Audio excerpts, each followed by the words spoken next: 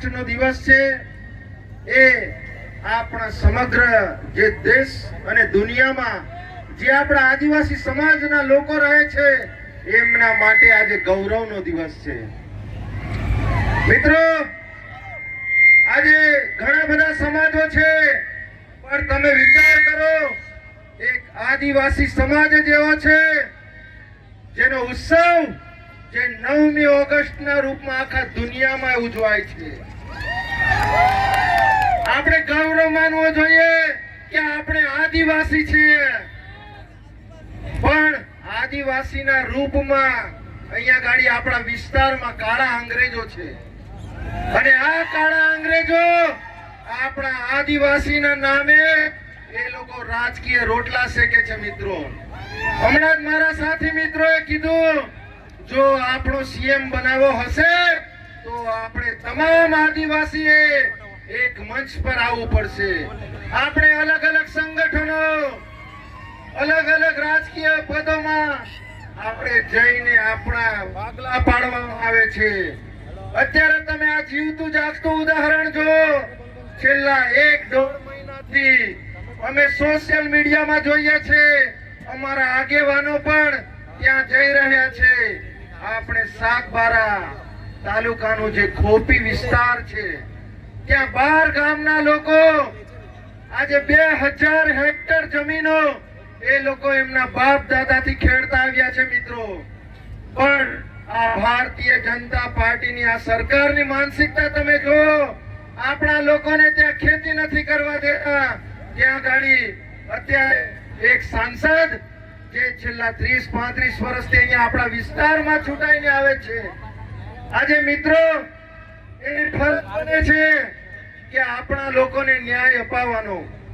આજે ત્યાં એમણે એલાઉન કરી દીધું ગયા શનિવારે કે ભાઈ અમે આવીએ છીએ, તમે જે જમીનો ખેડતા હતા એ જમીનો તમે ખેડવાનું ચાલુ રાખો. મિત્રો, ખાલી 2 પોલીસની ગાડી ત્યાં ઊભી હતી. શું ઊભું હતું?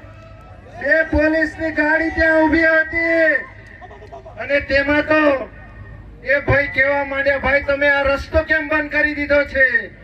પોલીસ કર્મચારીઓ, ફોરેસ્ટ કર્મચારીઓને ગાળાગાળી કરી. અને મિત્રો, જે ફોરેસ્ટ કર્મચારી અને પોલીસ કર્મચારીએ જે વળતો જવાબ આપ્યો છે કે ભાઈ તમે ગાળો કોને બોલો છો? તો ભાઈ તમારી આગળ પાછળ તો બીજું કોઈ હતું જ નતું. એ ભાઈ તમને જ ગાળો દેતા હતા. એ તમને એટલા માટે ગાળો દે છે કે તમે આટલા વર્ષોમાં લોકોનું કઈ કર્યું જ નથી. આજે મિત્રો, મેં તમને વાત કરું, આજે તમારો કોઈની જોડે ઝઘડો થયો હોય, તમારે ક્યાં જવું પડે? ક્યાં જાઓ તમે? પોલીસ સ્ટેશન જાઓ ને. તમને માથું દુખતું હોય, તમને તાવ આવતો હોય, તમને ઉલટી થતી હોય તો તમે ક્યાં જાઓ? ડોક્ટર પાસે જાઓ ને. અરે ભાઈ, તમે સાંસદ છો, તમે ત્યાં અમારા આદિવાસી ભોળા ભાળા લોકોને તમે ત્યાં ભરમાવાનું કામ કરો છો. તમે મીડિયામાં આવીને તમે સ્ટેટમેન્ટ આપો છો. અરે ભાઈ, અત્યારે ચોમાસું સત્ર ચાલે છે સંસદમાં. તમારે જે રજૂઆત કરવાની છે એ યોગ્ય રજૂઆત એ યોગ્ય પ્લેટફોર્મ પર કરવાની આવે છે. તમે સંસદમાં કેમ રજૂઆત નથી કરતા? શું તમે ખાવા પીવા અને ત્યાં સુવા જાવ છો? તમારી જે રજૂઆત છે એ આપણે સંસદમાં તમે કરો તો આપણા લોકોનું યોગ્ય નિરાકરણ આવે. વધુ ન કહેતા, અહીંયા ઘણા આપણા આગેવાનો પણ અહીંયા બીજા ને આપણે સ્પીચ આપવાની છે, પણ આજે 9મી ઓગસ્ટ છે. ચૈતરભાઈના પરિવાર તરફથી, ચૈતરભાઈ તરફથી તમને 9મી ઓગસ્ટની ખૂબ ખૂબ શુભકામનાઓ. જય આદિવાસી, જય જોહાર.